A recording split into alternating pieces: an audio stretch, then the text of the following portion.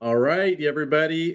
Today's the new time. If you didn't tune in last week, we are actually now on Thursdays at 3 p.m. Pacific time. As I always say, the only time zone in the country is Pacific time. So tune in. But we got Jeremiah on here today. Jeremiah, thanks for coming on, Hey, man.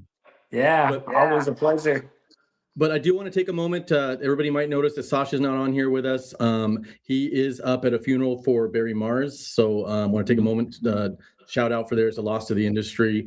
I know I only met Barry Mars a few times, but it was always a good conversation. And some of you know him from his time at Master Halco and then SCS and some other ventures that he's had in the industry. But he was a strong influence over the decades and many, many decades. So just do a shout out to everybody and feel bad for his family and everybody that the loss. So awesome. Appreciate everybody being here today. Jeremiah, what's going on, man? Just selling fences, selling fences, teaching fences. Yeah, Barry Mars is a legend, and he'll be missed for sure. I wanted to add that.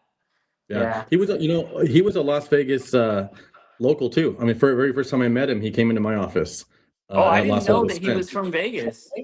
Yeah, I believe that was where his main home was. If he had multiple, I don't know, but he definitely lived in Las Vegas most of the time. So that's what we'd see him at the fence show and stuff. Normally when we had that event, and then he'd either have a booth or he'd at least be walking it because it's in his hometown. But yeah, so he was. It's gonna be a loss for sure. Yeah, definitely, definitely. Yeah, so I'm just kind of recently accepted a new position. So just still doing the same thing though, selling fences. Right.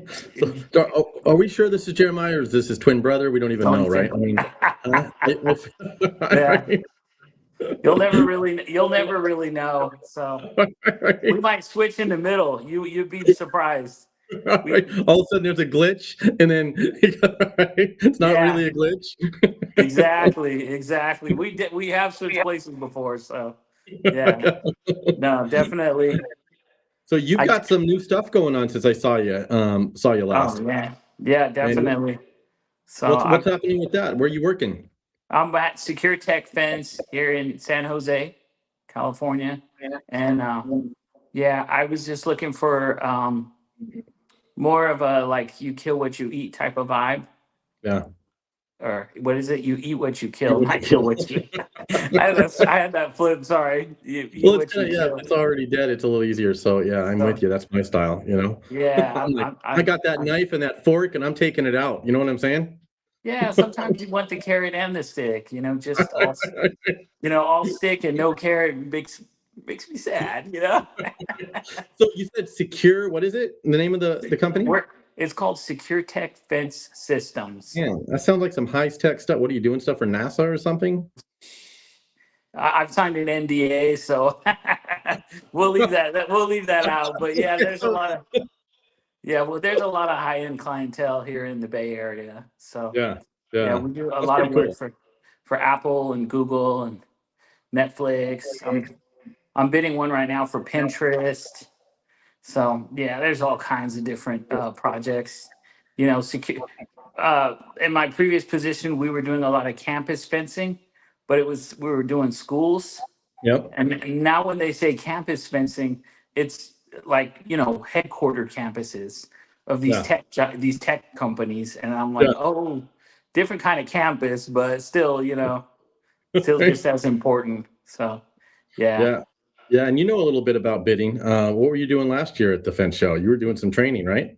Yeah, yeah, we were teaching about the government public works side of contracting and bidding, and some of those red flags and some of the things that you need to make sure you have covered and included, and Yep. bid bonds, performance bonds, payment bonds, all the fun stuff. Yeah. And I think that's why we were excited. I know we were reaching out and we always stay in touch anyway, but to have you come back to the full throttle experience. So this year is completely different even than last year. So if you've been to any of them, we're really ramping things up and you're doing multiple classes this time, like running a crew that's productive and all the way into advanced pricing strategies, which falls right in line with what you do every day, right? Yeah, exactly. Yeah, I'm looking forward to it.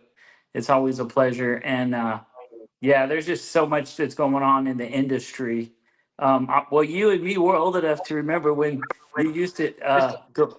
You would have to go to a plan room and do a Yep. takeoff, and Yep. it's like we're now it's like you have everything on a device in your hand. It's Yeah. the industry is constantly changing with technology and systems and software, and if you're not changing as a business owner, then you're getting left behind, whether you know it or not. Do you So. remember, or whoever's listening, remember when it went? I mean, we all started with the rulers, the scale rulers. I mean, the just, three-sided, you'd Oh, flip them I still around. got it. Yeah, I still got mine. And then what do you remember when it went to that, remember that digital one that came in the little bag and you could roll it I and you have one put of in the those scale? too.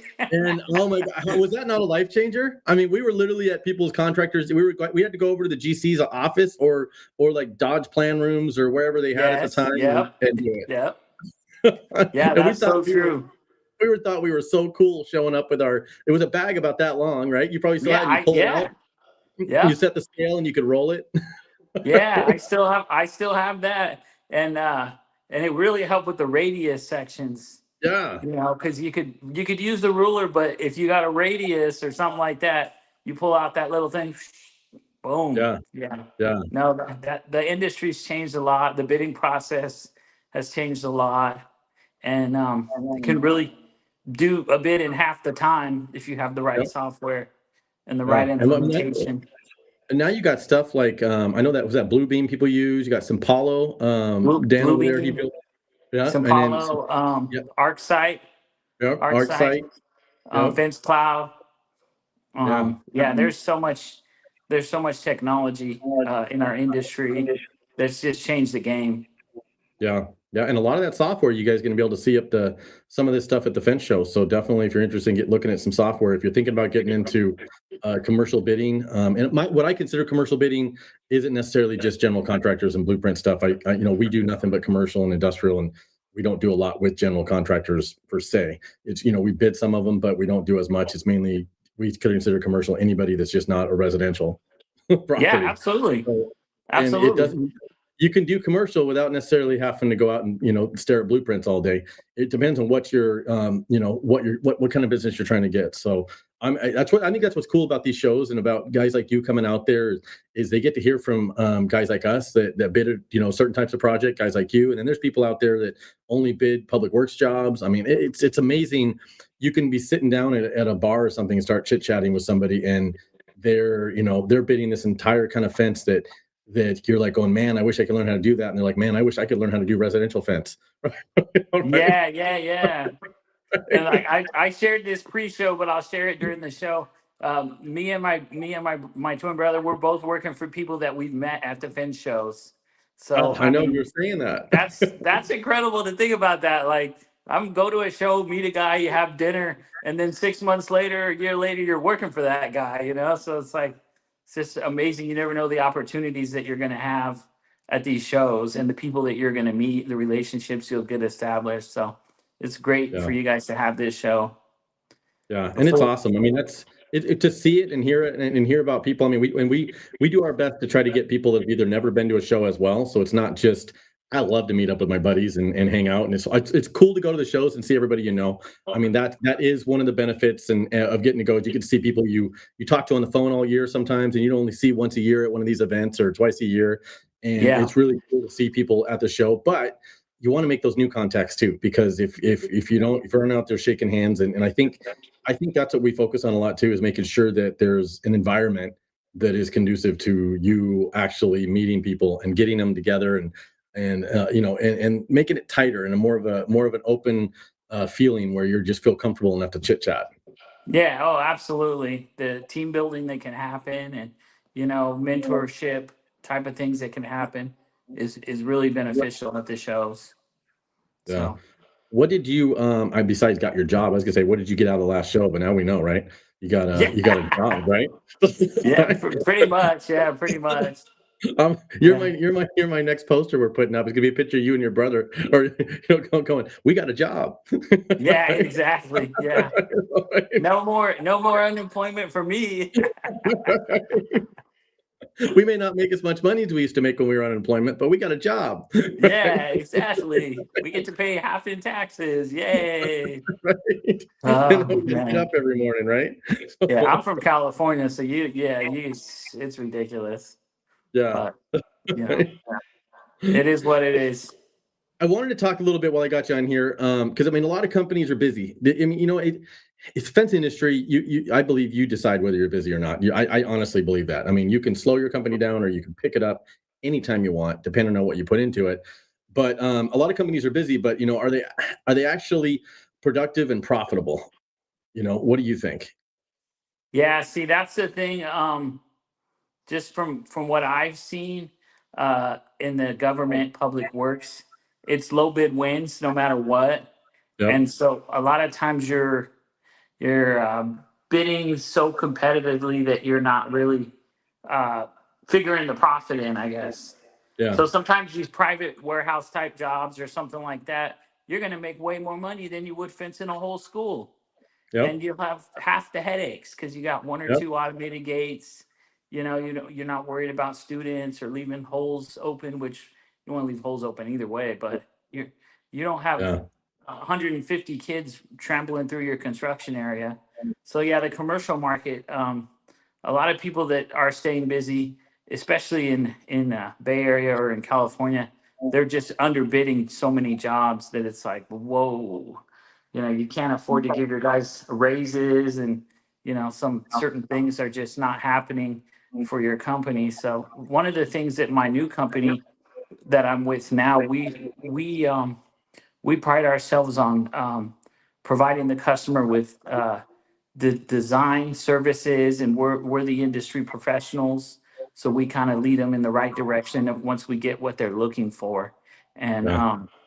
and we use our relationships to work with the regular customer base, and make sure we give them the best service possible. So Yeah.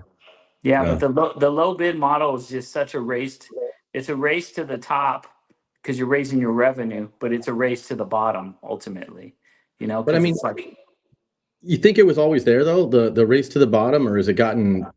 I mean, do you see a different pattern? Do you think that complacency has kicked in more, or there's more order takers slash not as many on the salespeople side, or what? I mean, do you think it's worse now than it was? well, I think it's a compounding problem because there's a huge labor shortage of people in the industry, in the office and the field, that actually have the industry knowledge to even install the fence or the gate operator correctly. And so I feel like a lot of times these companies are bidding uh, a production, and then when they go do the project, they're not getting that production that they're bidding it for. So then it's like a catch 22. Well, we were the low bid, but instead of making 50,000, we made 40,000 or 30,000, because of the labor overages and stuff. And it's hard to keep good people, let's be Yeah. honest, with inflation over the last few years, and post COVID, material prices are kind of stabilizing, but a lot of people are struggling with that, just Yeah. trying to keep things going and Yeah. remain profitable. So yeah, it That's was. interesting. What you're saying is, I mean, are we really underbidding, or are we just getting less productive? You know what I mean? I mean, did we have crews that were installing 300 feet? I mean, obviously, I say 300 feet just as a number. Depends on where you're at. One guy can, one crew in one part of the city or can build 300 feet of fence, and digging harder somewhere else, it's 200, right? But Yeah, for sure. was one crew building 300 feet of fence, and then all of a sudden we were still bidding it as assuming that truck got that much done, and then now they're just less productive. So we didn't raise our price because of that. So did we? Are we underbidding it, or are we just not raising it to compensate for production? I think that's one of the key things, is that people aren't raising it enough for the lack thereof of production. A lot of times, like say in the government public works bidding space, it's uh it's a low bid thing. So it's like, man, you're really having to pinch the numbers and stuff. And with fuel costs, uh, I still don't understand why. I was in Carson City, Nevada, a couple of days ago, and I paid 4.50 a gallon for fuel. and then I come down back to California and I'm paying $6 Yeah. $6 for fuel. And I'm like, what the heck is going on? But just imagine you have 10 trucks and you're Yeah. paying $6 for fuel. It's like, oh, geez. You know, Yeah. that the cost of inflation with this war or whatever politics are going on, Yeah. it's unimaginable. And so everybody's trying to stabilize things, even though prices are rising for every single thing. Yep. So we're seeing Well, it. I drive Companies are. Go ahead. I drive that Ram 2500 truck, and it's like $200 or something to fill it up. Oh And yeah. it's getting really bad because I go down to California a lot, right? So I'm down there and it's like $6, $7 a gallon to fill it up. So you can't even, I mean, some stations won't even let you fill it up without having to restart it because the credit card's shut off at like 150 to or at 200, right? Yeah, Then yeah. you got to put it back in again and reauthorize it to go over the amount. But I actually went out and got a Toyota Camry, and I never thought I would go from a truck, so I have my truck still, right? Because I want to be able to pull my boat and all the normal stuff, right? And so I didn't get rid of my truck, so I still have that. Bought a Toyota Camry, 47 miles to the gallon, and I Wow. thought I wouldn't drive it, and now I'm driving it, and it's like 10 gallons is like $50 to fill it up, and I get like 600 miles out of it or something. That's incredible. Yeah, it's those little cars. The thing I like. I drive a a V8 Tundra. The last year they Yeah, made the V8 was yeah, 2021. So I have the 21 Tundra. But yeah, those little cars are nice because you can just zip around traffic too, zipping in, zipping out. Oh, 320. Oh, in Louisiana. Are you kidding me? I'm pretty sure Susan commented that and then pulled the comment up herself. Yeah. So, Like you what the heck? know what I mean? 320. That's like I'll be liking paying. your own photo, right? After you posted it.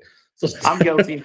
I'm guilty. I'm guilty of doing that. I'm guilty of doing that. Susan's like, I love Yeah. that comment so much that I'm just going to put it up on the screen. I'm like, but she's the one that did the comment. But So they're paying half for gas in Louisiana. But see, the fence job in Louisiana is going to be about 25,000. In California, it's going to be 50. In Vegas, it's probably going to be 40. well, and it's half the price in Louisiana, probably because the power's on half the time. So Yeah. right. I've never been to Louisiana, so I wouldn't know. Yeah. You got to go through when when all the utilities are on and the stoplights are working and stuff, right? Yeah. Like every other Exactly. day. There's some Yeah. storm Yeah. going on. Exactly. Yeah. Exactly. Exactly. But Yeah. But but the running a crew was interesting because I haven't thought about that angle that you were saying about how we're not compensating for the production loss that we have opposed to 3, 4, 5 years ago. And yeah. if I'm looking at it, you're absolutely right. I mean, even I think some of my old numbers are based off of uh, you know, honestly, I don't know, 150 feet, two guys, one truck can do in chain link, and maybe 80 feet of iron, digging and setting. We do all dig and set. So maybe even I need to go back and revisit. I mean, are they still producing what they're supposed to be producing, right? Yeah, you almost have to audit, take a handful of jobs. Oh gosh. Take a Well, that doesn't. handful of yeah. Everything is within like a mile and a half of her house, and it's like there's like 4 stores. So I mean, how much gas can she use? You know. Yeah, exactly. And again, it's like Exactly. it's snowing or something. You can never go anywhere. So I don't know why they give them such cheap gas. There should be like 12, and they still wouldn't spend much money in It gas. wouldn't matter in Wyoming, yeah. Yeah, yeah, Exactly. No, the places that are getting the gas money are the Californias. That's just ridiculous. I and think tractor. When you need the cheaper gas, right? yeah, you would think, right? You would think, but it is what it is. You almost have to pick a handful of jobs and audit them to be sure that you're bidding for the right productivity. And a Yeah, lot of a lot of jobs that we do are so custom yeah, that you're it's hard to figure that way. yeah. When I when think you're ours are too. It's a lot of smaller jobs inside the hotels and casinos, and it's like, how do you put, even the 150 a foot or 150 feet in a day? How do you put that on when one day it's just four gates on four different floors, and it took you the whole day because you had to go through, security, the loading docks, get up and through the back of house, and you're still in a whole day. So it's like it's really hard. You're just basically still, hey, I think this is going to take a day, and if for any reason one of the property people couldn't get you access to a room or something, you might be going back the next day. or if there's a Yeah. hot work, you deal with hot work stuff. You've Oh got, yeah. and you're thinking you're going to get out of there, and the guys didn't actually. They got the hot works permit, but they didn't actually start cutting or welding until like 3 in the afternoon. And you're like, man, you guys, by the time you get Mhm. done, you still have to sit there on watch for the next 3 hours, right?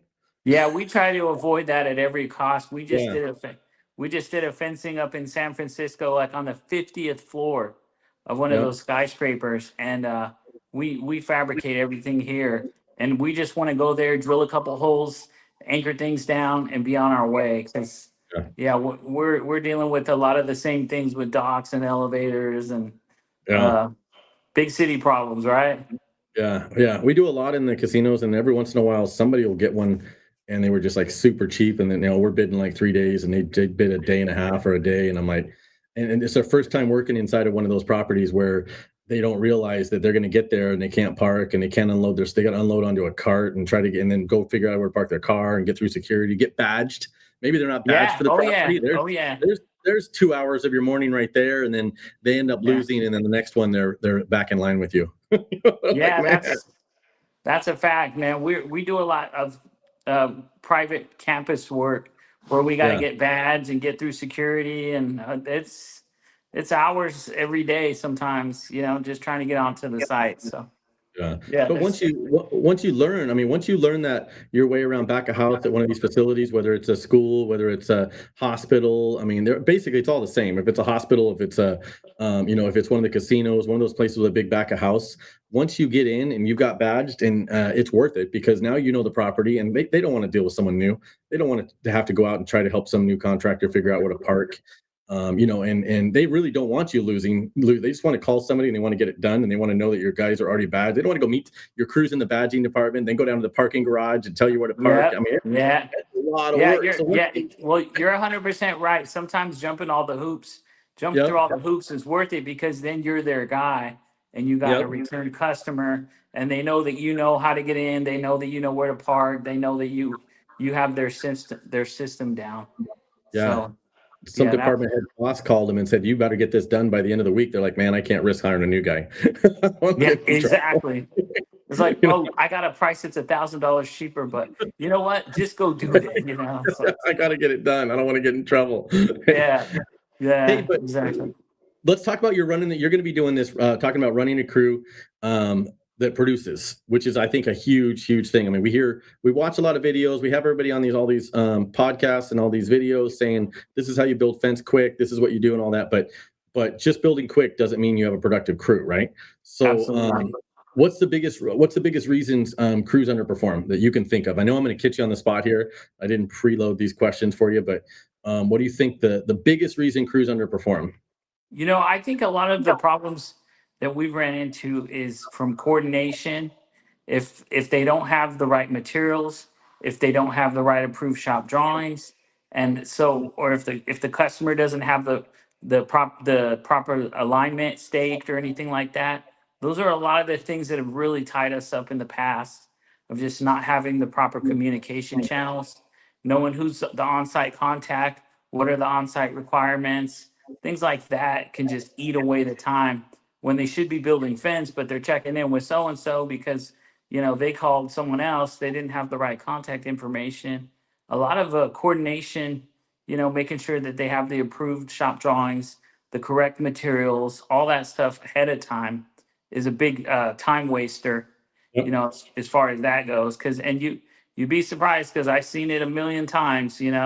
Guys show up on the job, they're not sure who to talk to.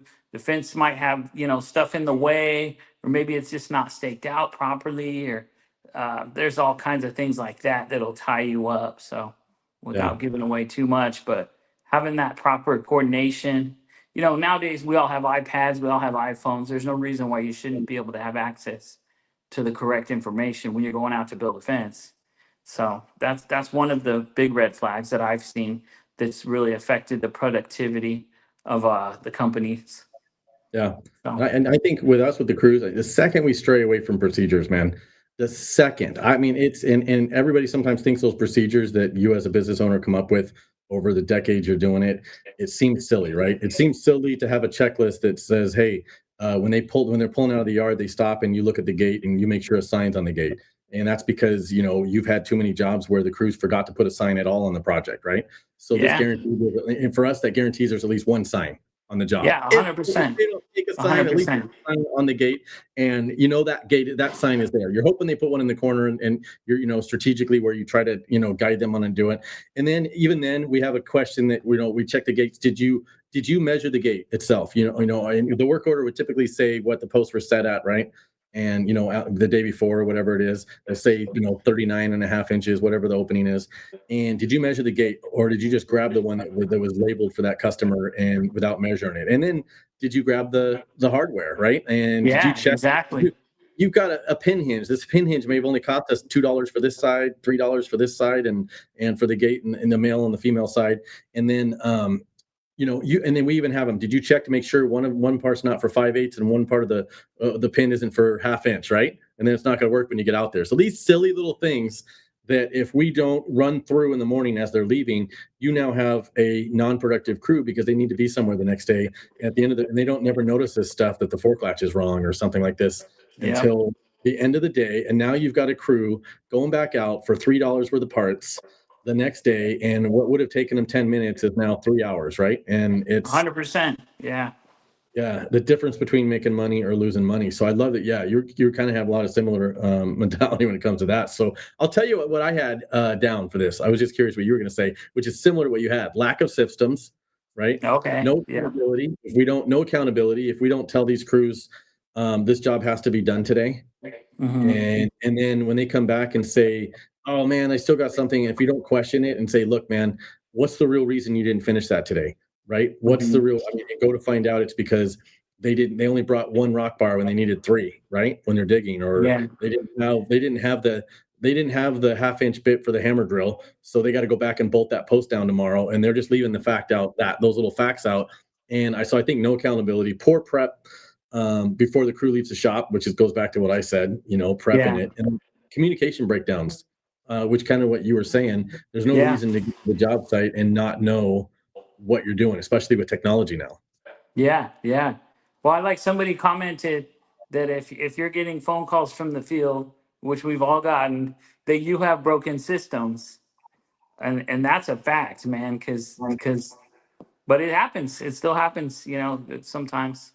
Yeah, who was So that? Veronica. That was Veronica. So she says, if your phone Veronica. is, yeah, if your phone is blowing up from the guys in the field, your internal system is broken, and you're always going to get some calls. There's going to be something that happens Yes. out there, but if every single day your first calls in the morning by 8, 9 o'clock is a couple of your crews, and you've only got three going out, and two of them Yeah. are missing. Exactly. One's missing an extension cord. The other one didn't bring the latch. The other one is missing one post, and they didn't bring the slats or whatever it is. Then yeah, she's right. There's something broken.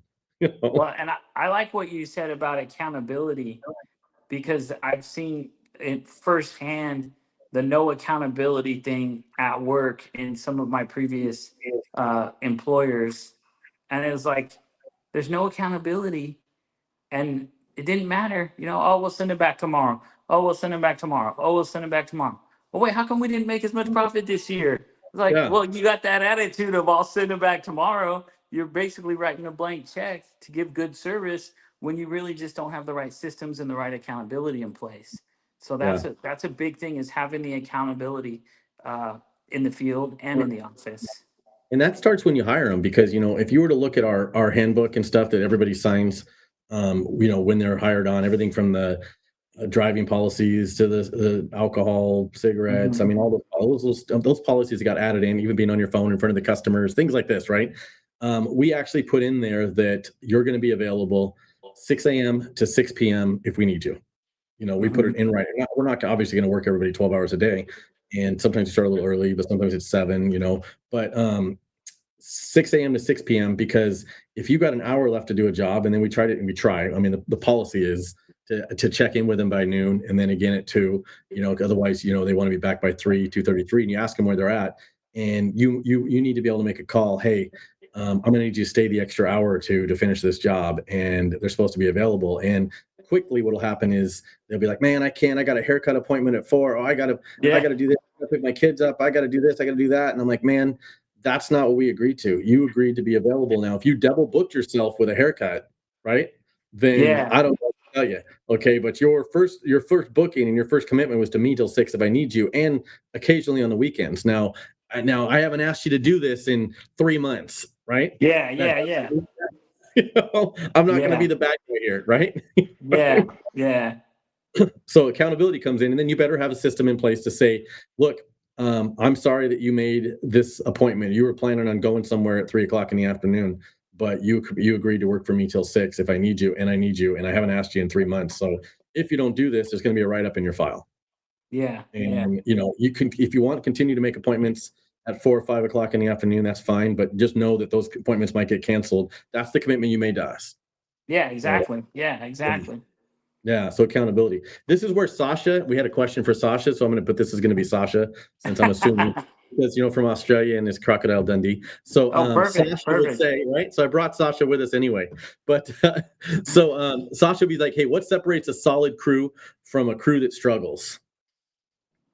Probably all the Oh, stuff we just talked about, but what's one thing that stands out? oh man, I would say either dedication or accountability. You know, Yep. Yeah. just having someone who's dialed in versus having someone who's just there to get a check. You Yeah. know, that makes a big difference. It makes a huge Oh, for sure. difference. Yeah, yeah. So that was a horrible question, Sasha. I don't he just did, well, I don't know why he No, even came I in. like that Yeah. question. Yeah, no, no. I like the croc. Yeah, I like the croc. I'm a All right. bullfrog myself. I'm a more of a bullfrog guy myself, Jeremiah the bullfrog. I But think I think people keep leaving these alligators everywhere around, and and I'm not necessarily afraid of. I mean, I don't want to go near one because I mean I don't want to get eaten, but I think people are a little bit nuts when I see them just kind of hanging out around the water in Florida or something, and as if it's like no big deal, and they're just kayaking out there, and there's these alligators running around. I mean, it's just nuts.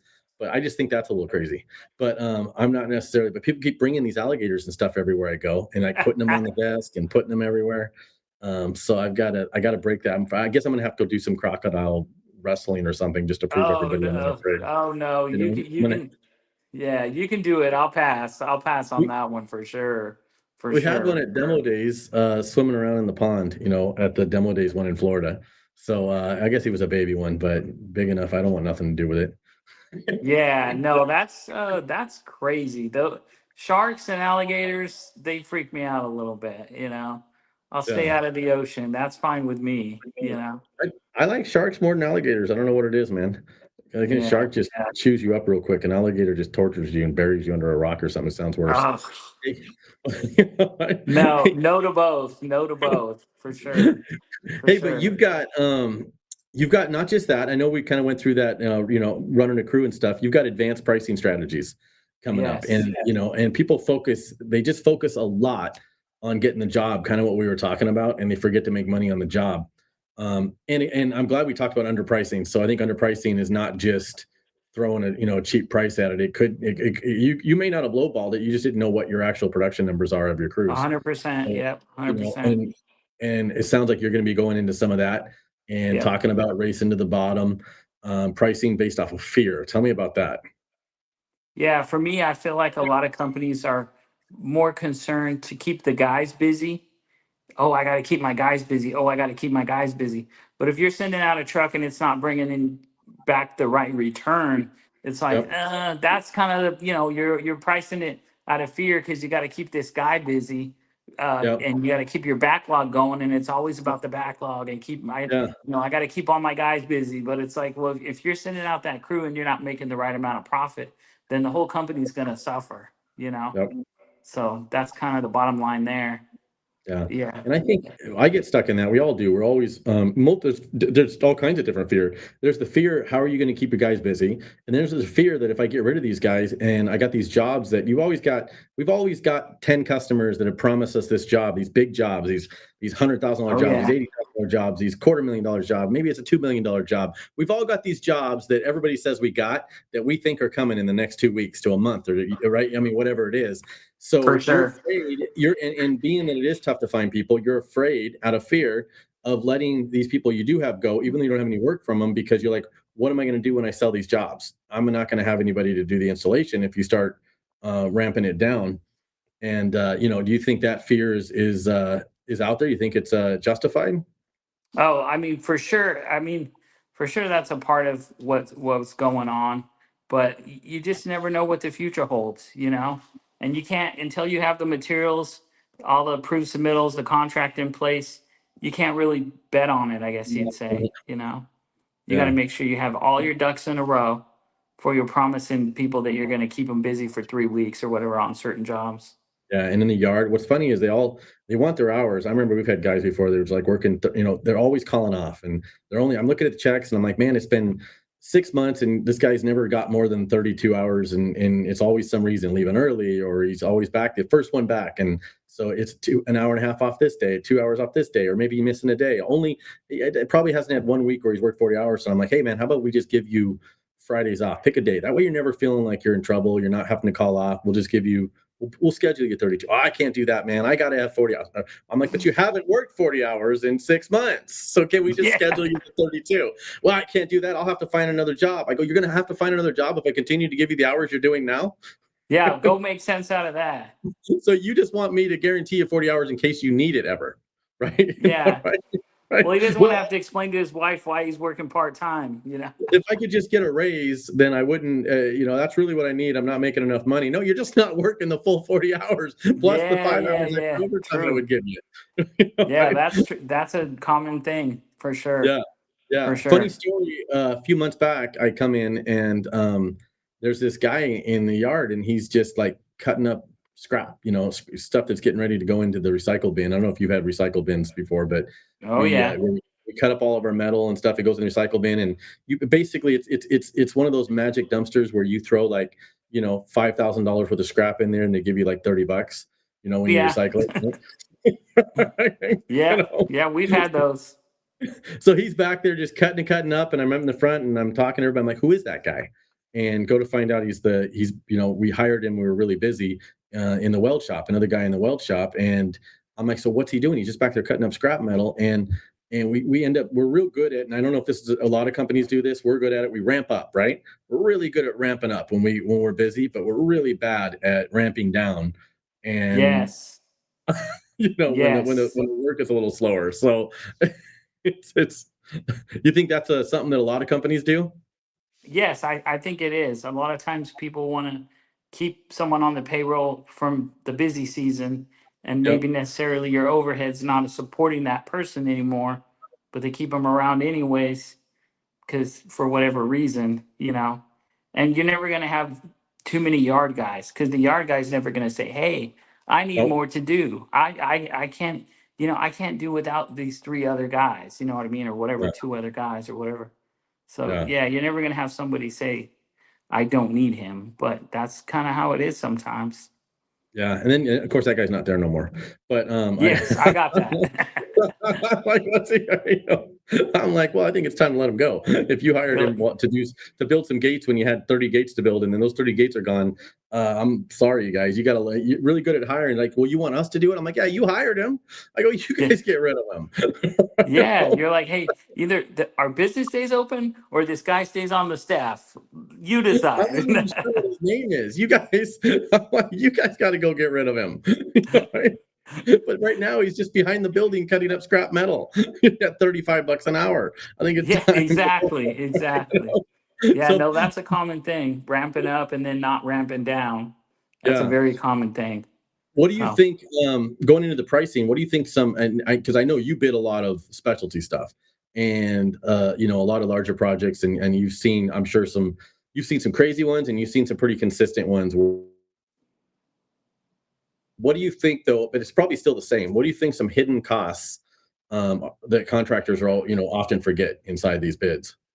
well, I think that there's more to it than that. I feel like well, for one of the costs, I think is like the submittal process and the CAD drawings, and then oh no, we need engineering and those kind of things that you get caught into, and it's Yeah. like, hey, I didn't bid it like this. Redrawn this fence three different ways, plus you want a layout, plus you want an option for this, and you want.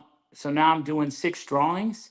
when Yep. maybe we figured one or two, and I'm paying a CAD guy $40 an hour to do Yep. drawings. And so I feel like doing the submittals and the CAD, I feel like that's one of the costs that a lot of people aren't accommodating for in their bids. Yep. And so that's some of the shop time.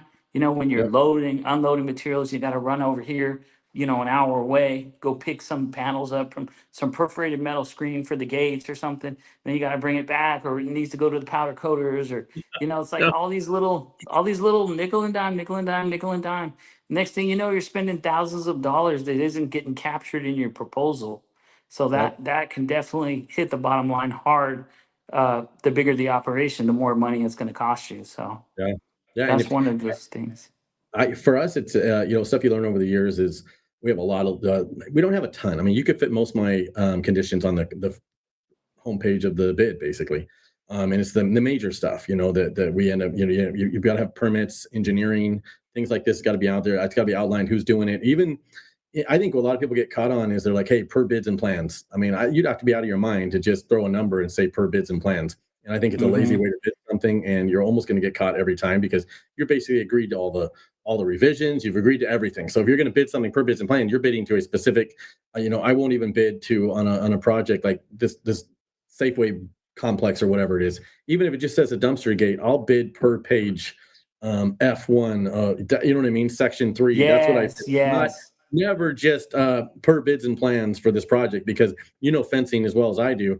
I mean, you might have a section in landscaping, you might have some in civil, you might end up with some on the site plan. I mean, there's no consistency on fencing. And then Oh you'll miss no. something Yeah. if you do per bids and plans, almost guarantee.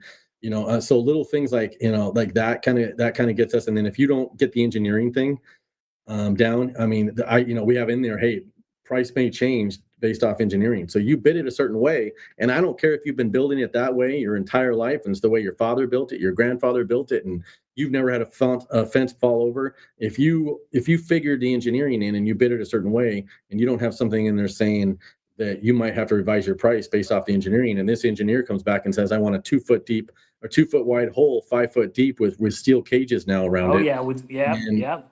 and that's not uncommon to happen, right? And you were like, well, No. no, man, I went 3 feet, 1 foot by 3 feet. I'm like, hey, well, they just went 2 foot by 5 with steel cages. So you now just have an extra 5 grand in concrete and steel cages, and you may not be able to charge more for it. So I think for me, that's the kind of stuff that you got to really watch, and Yep. make sure it doesn't come. And third party inspections, that's another one. You know what I mean? Sometimes that gets thrown on you, x-raying the floors, Oh yeah. there's Yep. just I could go on and on about that kind of stuff. So you have to literally throw these little things in there. I mean, we even have stuff about cracked concrete, landscaping damages. I mean, we would fix a sprinkler pipe, but my contract says I don't have to, right? Yeah. But 100%. Yeah.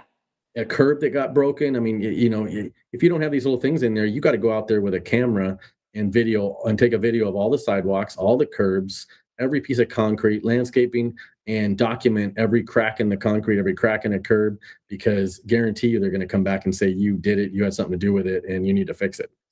Oh yeah, well, and like you mentioned, the third party inspections. Earlier, we were talking about doing work at hospitals. Pretty Yep. much anytime you're working at a hospital, they have OSHPD inspectors, and they want to inspect the material.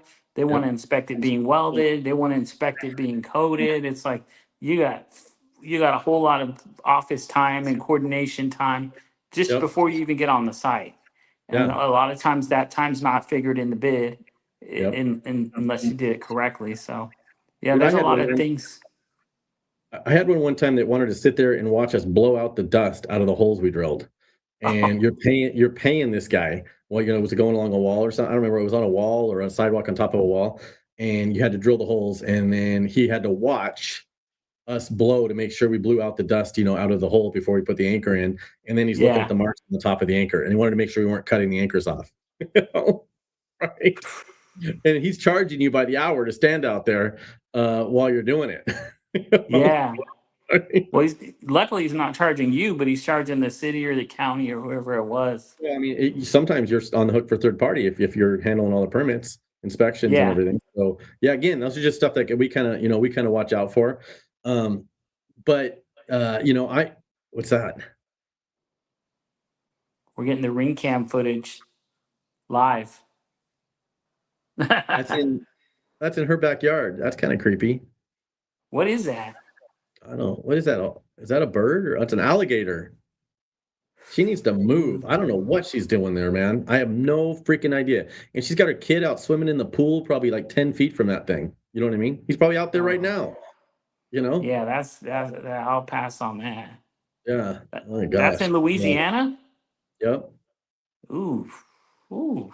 No, I want nothing to do with that, man. I would be, I mean, I carry up in Nevada already. I mean, I'd be going out, I'd have to have a gun to take the trash out. I'd be like looking underneath the car and it would just be, I would never be comfortable, right? I'd have to stop wearing flip-flops, it would just be, I'd be wearing boots all the time to protect my legs from Yeah, we're getting, West Coast guys for sure, Brian. we don't have bugs either, man. They got these giant bugs. Hey, but I want to get back on the pricing.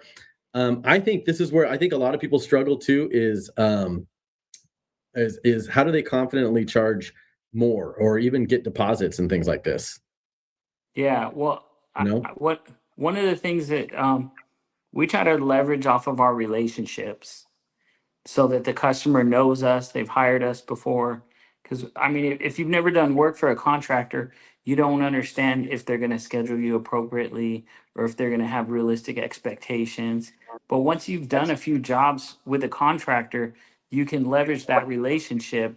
And I'm not saying like charge them double, but you can charge them more and get away with it. And they're not going to question things. And if you do a good job and you don't have a punch list because you did it right the first time, then you can kind of build on your brand and your relationship, and you can make a profit and a healthy profit. So that's one Yeah. of our emphasis.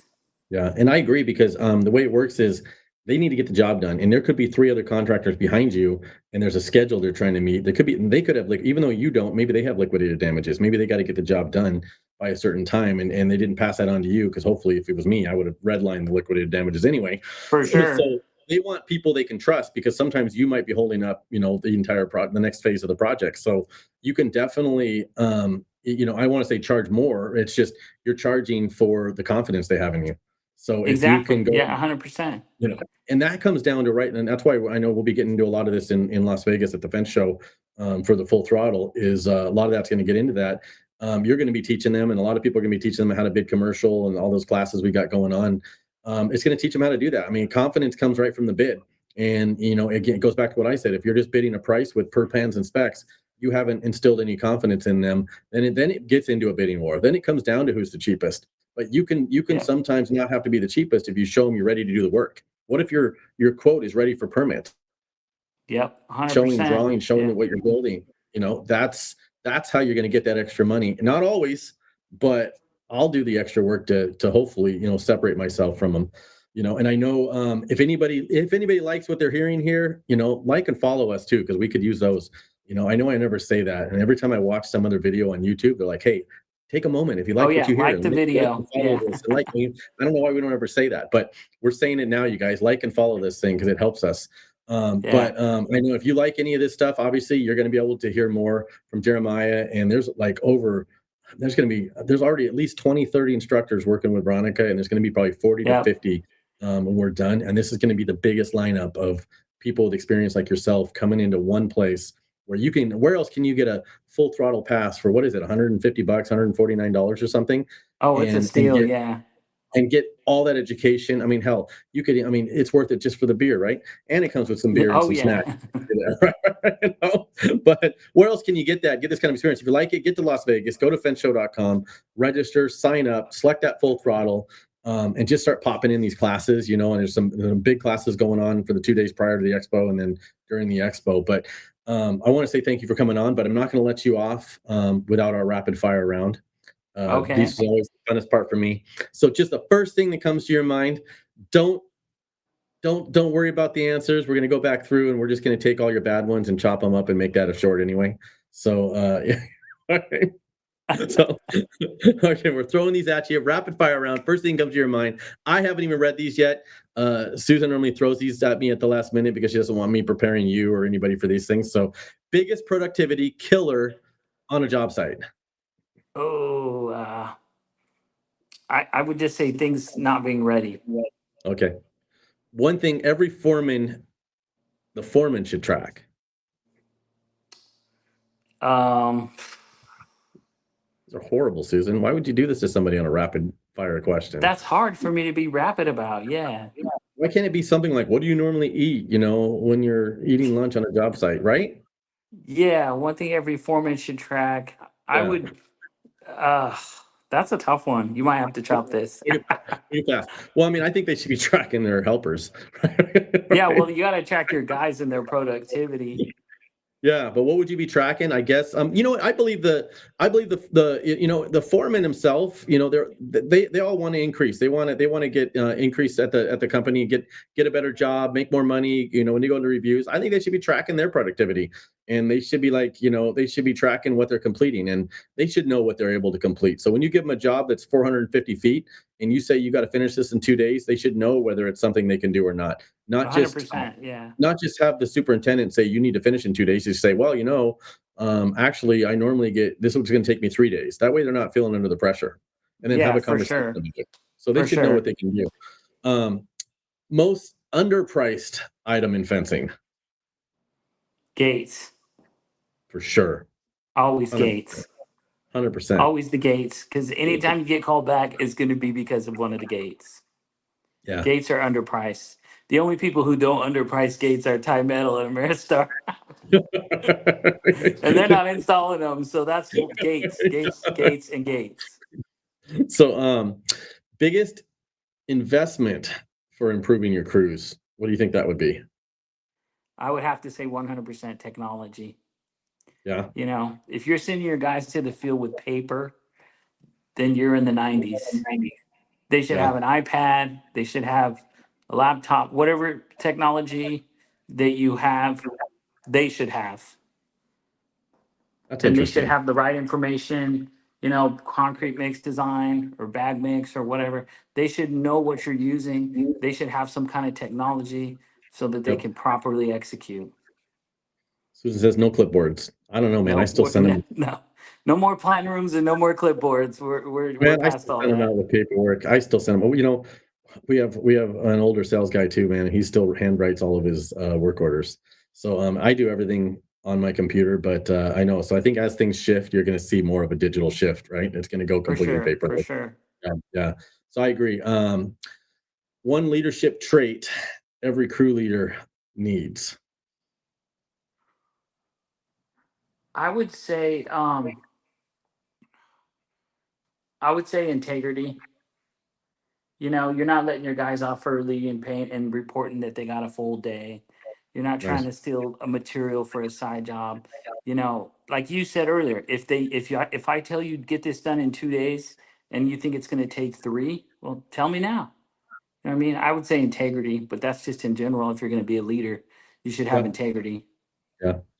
I think for me, it would be demeanor and attitude because you set the pace for the entire job for the day. If you come in, if you got crew leaders that walk in, and I said this before, even some of ours, and we almost don't want them in the meetings in the morning. If one guy walks in, he's got his shoes untied, his boots untied still, and he crouches down in his chair and he's like, "Man, I don't want to be here today." Three other people in that room are gonna be like, "Man, I don't want to be here either.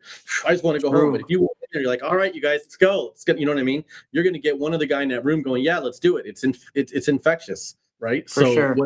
I think attitude and how you carry yourself, demeanor, it sets the pace and it actually trains that helper, that's with it. So, what's the biggest mistake owners make when they're pricing?